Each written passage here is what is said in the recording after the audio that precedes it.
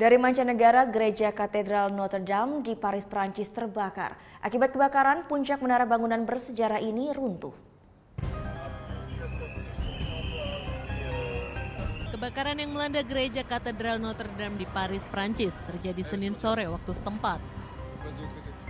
Dalam waktu singkat, api membakar dan meruntuhkan puncak menara. Petugas pemadam kebakaran pun berjibaku memadamkan api. Namun api terus menyebar dan membakar salah satu menara di tenggara gereja.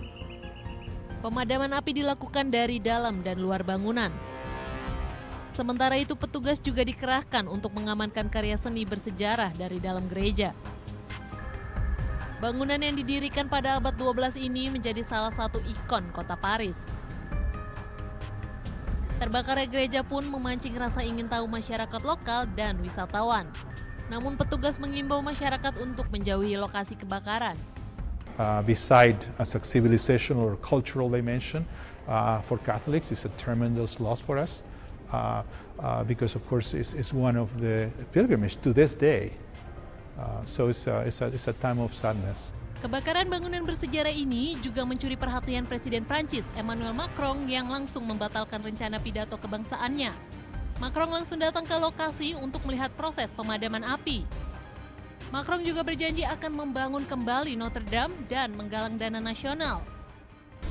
Alors je vous le dis très solennellement ce soir, cette cathédrale nous la rebâtirons, tous ensemble. Et c'est sans doute une part du destin français. Et le projet que nous aurons pour les années à venir. Mais je m'y engage. Dès demain, une souscription nationale sera lancée, et bien au-delà de nos frontières. Katedral Notre Dame sebelumnya tengah direnovasi.